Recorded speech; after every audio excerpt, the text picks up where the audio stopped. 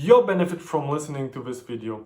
Get to know different typical situations in school or in work environment, examples that help to better identify conflicts or predict the risk of conflict creation.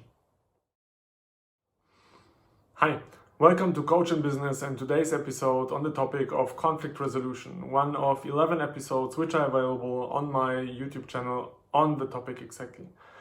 In today's episode, we will talk about 12 typical examples of conflict situations among children and examples and reasons for conflict in a work environment. So we will cover both contexts, family as well as work environment. First, school and family. Basically, children may become nice and quiet, or on the contrary, malicious, easily irritated, and passionately arguing with everything, about everything, with everyone. And basically, it's not impossible. It's not possible to eliminate all the situations from a child's life in which the child is confronted with different positions. So maybe with confronted with conflicting positions to its own position. So it's worth to invest in conflict resolution capabilities of children to make the child, let's say, future-proof. Let's take a look at typical situation in family school context where children might get in conflict, so that you know how to identify such situations. First one, the child has bad grades. This might lead to conflicts, maybe with teachers, maybe with parents. The child does not want to talk to his parents. So if the children do not want to talk to his or her parents, this might mean that he or she, has an inner conflict, for example, or a conflict at school which he or she is afraid to talk about. The child runs away from school, which means that there is some deeper conflict with behaving in a norm, for example. This does not mean that running away is bad or the children's behavior is bad or the child is bad. It just means that it's not with the norm. Maybe there is an inner deeper conflict. The child's friends are not, suitable for the parents. The parents do not tolerate the friends. The child does not want to help at home, so the child is not willing to bring order into his own life. The child lies, steals, etc.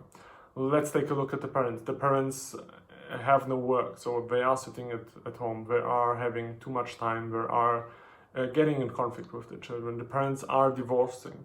There is no one there in order to take a look at the children because the parents are working late. The parents equally have no time for their children. There is a serious illness within the family, and maybe there is alcoholism within the family. So those are possible scenarios of conflicts arising within a family or a school setting. Let's take a look at environment at work and environment at school and typical conflicting situations. So first one is independence in the achievement of objectives. This is typical when two conflicting parties do want to achieve some goals but get into conflict because only one party can achieve its goal. We can have different goals, especially if you pursue different personal or business goals. It is quite possible that you may collide with another person or another department.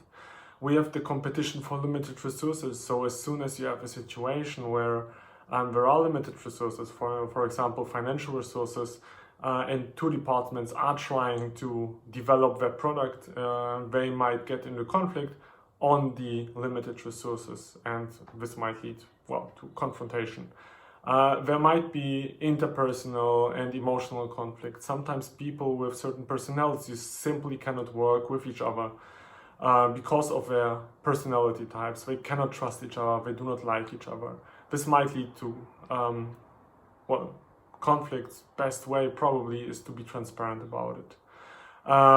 Another reason is non-transparent favorism of, for example, higher level managers, of head ofs, who are not treating their employees equally or who are not treating very equally and at the same time being not transparent about it. So not equal treatment might be okay, but you should be transparent about it. And when a confrontation, when basically the failure to comply with certain unwritten group laws, so there might be an outlaw in the group or many outlaws in the group who do not comply with the rules in the group and then collide with each other. Thank you for listening to typical scenarios of conflict in families, school settings, as well as work environments. I hope you liked it. Thank you for listening. Have a smile on your face every day and see you next time. Bye bye.